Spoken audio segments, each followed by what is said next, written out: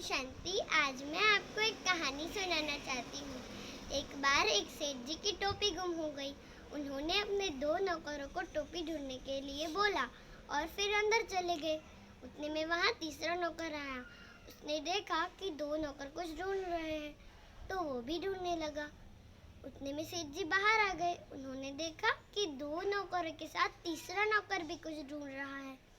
तो सेठ जी ने तीसरे नौकर को अपने पास बुलाया और पूछा, तुम क्या ढूंढ रहे हो? तो नौकर ने जवाब दिया, पता नहीं। तो सेठ जी ने कहा, अगर तुम्हें ये पता ही नहीं कि तुम क्या ढूंढ रहे हो तो क्या तुम वो चीज ढूंढ पाओगे? नहीं ना। आपको क्या लगता है वो तीसरा नौकर सेठ जी की टोपी ढूंढ पाएगा? नहीं ना। तो हमें भी परमात्मा की याद के लिए उनकी सत्य पहचान जरूरी है ना। तो चलो परमात्मा की सत्य पहचान के लिए मैं आपको 5 बातें बताती हूँ। पहली बात, गॉड इज वन, यानी कि सारे धर्मों की आत्मा के भगवान एक ही है, परमात्मा। दूसरी बात, जिससे ऊंचा कोई नहीं वह सर्वोच्च है। और तीसरी बात, जो सब कुछ जानने वाला है। चौथी बात, जो मान अपमान हानि लाभ के चक्रों से भी पर है। और पांचवी बात, जो सर्वशक्तिवान है वही परमात्मा है। लेकिन हम परमात्मा किसे माने? क्या कृष्ण जी को? लेकिन कृष्ण जी ने तो माता पिता की पालना ली थी ना। माता पिता तो बच्चों से ऊंच होते हैं ना, तो फिर कृष्ण जी सर्वोच्च कैसे हुए? दूसरी बात, क्या राम जी को? लेकिन राम जी ने तो गुरु से शिक्षा ग्रहण की थी ना, तो गुरु तो शिष्य से ऊंच होते हैं ना, तो फिर राम जी सर्वोच्च कैसे हुए? तीसरी बात, क्या हनुमान जी को?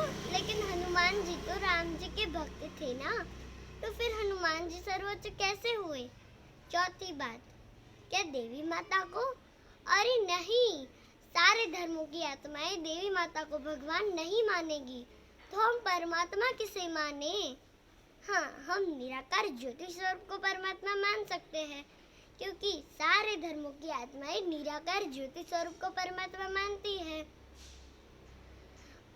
जैसे कि मुस्लिम धर्म में कहते हैं ना, अल्लाह नूर के समान है। सिख धर्म में कहते हैं ना, एक औकार निराकार। और क्रिश्चियन धर्म में तो कहते हैं गॉड इज लाइट, यानी कि सारे धर्मों की आत्माएं निराकार ज्योति स्वरूप को परमात्मा मानती है। और निराकार ज्योति स्वरूप को अलग अलग नामों से पुकारा जाता है, अल्लाह, गॉड, ईश्वर, खुदा, ऐसे अलग अलग नामों से।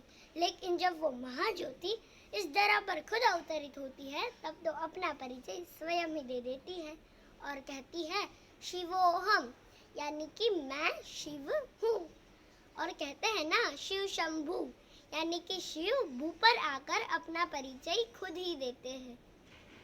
और मुस्लिम धर्म में भी तो कहते हैं खुदा, यानी कि खुदा, वो हम सबके पिता है, इसीलिए हम उन्हें प्यार से बोलते हैं शिव बाबा। शिव बाबा कोई विशाल या विराट स्वरूप नहीं है, लेकिन इनके गुण और शक्तियाँ विशाल और विराट है।